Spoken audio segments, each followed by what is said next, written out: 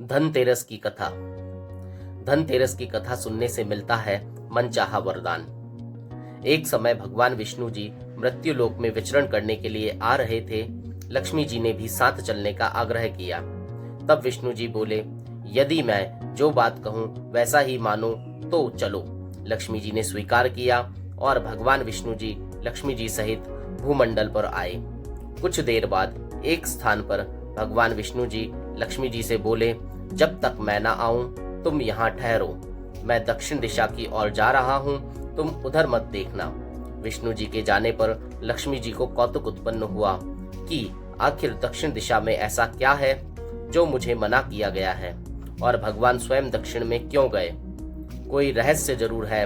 लक्ष्मी जी से रहा ना गया।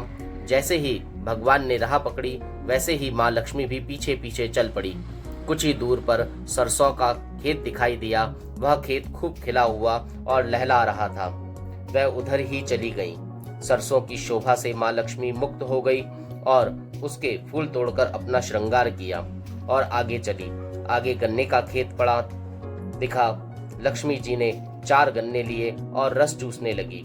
उसी क्षण विष्णु जी आए और यह देख लक्ष्मी जी पर नाराज होकर श्राप दिया, मैंने तुम्हें इधर आने को मना किया था पर तुम न मानी, और यह किसान की चोरी का अपराध भी कर बैठी। अब तुम उस किसान की 12 वर्ष तक सेवा करो और इस सजा के रूप में स्वीकार करो। ऐसा कहकर भगवान उन्हें छोड़कर क्षीरसागर चले गए।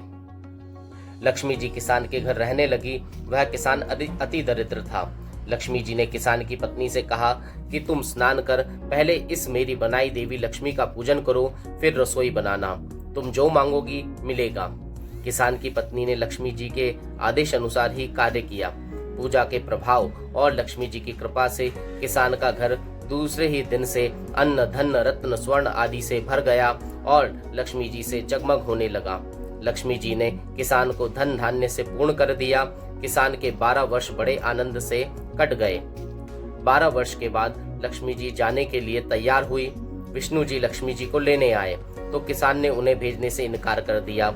लक्ष्मी जी भी बिना किसान की मर्जी के वहां से जाने को तैयार न थी। तब विष्णु जी ने एक चतुराई की।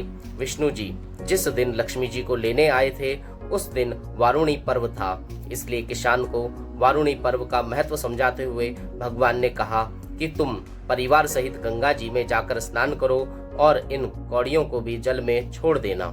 जब तक तुम नहीं लौटोगे तब तक मैं लक्ष्मी जी को नहीं ले जाऊंगा। लक्ष्मी जी ने किसान को 4 कौड़ियां गंगा जी के देने को दी।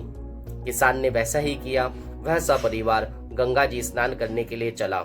जैसे ही उसने गंगा जी में कौड़ियां डाली वैसे ही 4 हाथ गंगा जी में से निकले और वह कौड़ियां ले ली।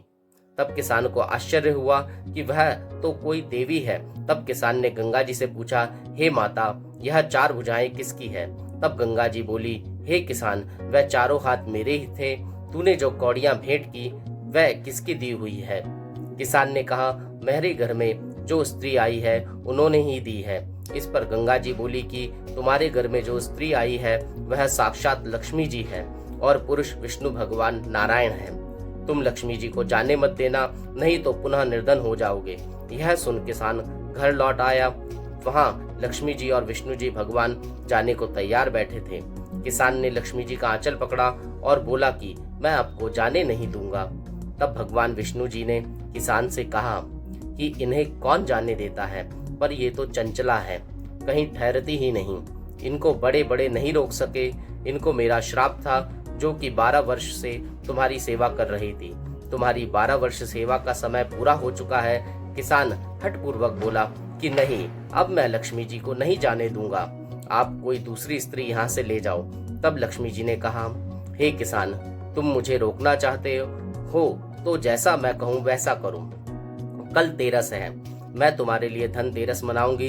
तुम कल घर को लीप पोत कर स्वच्छता करना, रात्रि में घी का दीपक जलाकर रखना और सायंकाल मेरा पूजन करना, और एक तांबे के कलश में जल व रुपया भरकर मेरे निमित्त रखना। मैं उस कलश में निवास करूंगी, किंतु पूजा के समय में मैं तुम्हें दिखाई नहीं दूंगी। मैं इस दिन की पूजा करने से वर्ष भर तुम्हारे घर में से नहीं जाऊंगी। मुझे रखना है तो इसी तरह प्रतिवर्ष मेरी पूजा करना। यह कहकर वह दीपकों के प्रकाश के साथ 10 दिशाओं में फैल गई और भगवान देखते ही रह गए। अगले दिन किसान ने लक्ष्मी जी के कथनानुसार पूजन किया। उसका घर धन धान्य से पूर्ण हो गया। इसी भांति वह किसान प्रत्येक वर्ष तेरस के दिन लक्ष्मी जी की पूजा करने लगा।